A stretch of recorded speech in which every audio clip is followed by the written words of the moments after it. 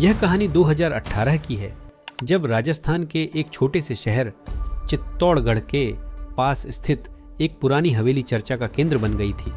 इस हवेली का नाम सांझी हवेली था, जो वर्षों से वीरान पड़ी थी, लेकिन उस साल 3 रहस्यमयी मौतों ने इसे पूरे राज्य में कुख्यात बना दिया।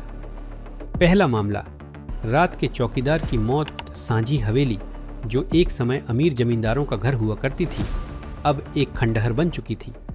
हवेली के आसपास के लोग कहते थे कि वहाँ अजीब सी गतिविधियाँ होती हैं। लोग कहते, रात में हवेली से रोने की आवाज़ें आती हैं। एक रात हवेली के चौकीदार रामस्वरूप ने पुलिस को फ़ोन किया।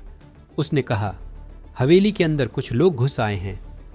पुलिस जब वहाँ पहुँची तो उन्हें रामस्वरूप की लाश मिली। वह हवेली के गेट के पास मृत पड़ा था। उसके चेहरे पर डर के गहरे निशान थे और उसकी मौत का कारण हार्ट अटैक बताया गया। दूसरा मामला, फोटो पत्रकार की लापता होने की गुत्थी।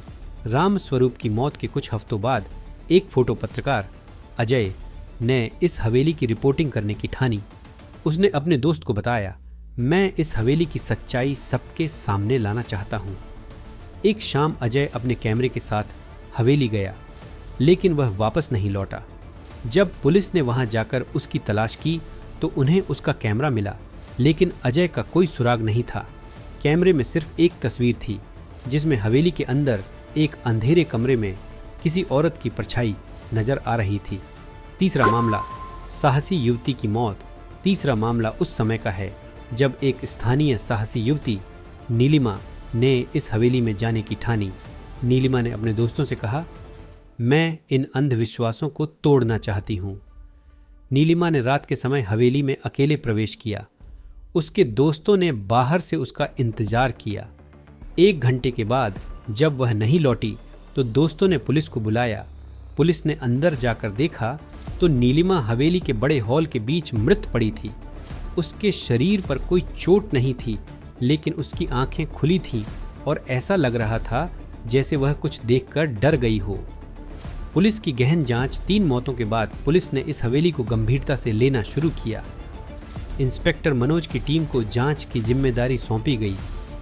जांच में पता चला कि 1970 में इस हवेली के असली मालिक ठाकुर रणवीर सिंह की हत्या हो गई थी। उनकी पत्नी शकुंतला देवी ने अपने बच्चों सहित खुदकुशी कर ली थी। तब से यह हवेली वीरान थी। पुलिस को हवेली के तहखाने में एक गुप्त कमरा मिला। वहां से पुराने गहने, दस्तावेज और कुछ खून से सने कपड़े मिले। इन कपड़ों पर ताज़ा खून के निशान थे, जो चौंकाने वाला था। रहस्य का पर्दाफाश, इंस्पेक्टर मनोज ने तहकीकात जारी रखी और पाया कि हवेली में चल रहे घटनाक्रम के पीछे एक अपराधी गैंग था। इस गैंग का नेता वही अजय था जो फोटो पत्रकार होने का नाटक कर रहा था। वह हवेली की भूतिया कहानियों का फायदा उठाकर वहां गैर कानूनी काम करता था। रामस्वरूप ने जब इन्हें देख लिया था तो उसे डराकर भगाने की कोशिश की गई, जिससे उसकी मौत हो गई। नीलिमा ने जब गुप्त कमरे में कदम रखा तो अजय और उसके गुर्गों ने उसे मार डाला। अंतिम मोड़, पुलिस ने अजय और उसके गैंग को गिरफ्तार कर लिया। जांच से पता चला कि हवेली की भूतिया कहानियां पूरी तरह से झूठ थीं, लेकिन यह गैंग लोगों के डर का फायदा उठाकर हवेली को अपने अड्डे के रूप में इस्तेमाल करता था।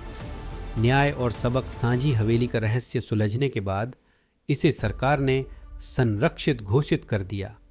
इस घटना ने यह साबित कर दिया कि अंधविश्वास और डर के पीछे अक्सर एक साजिश होती है।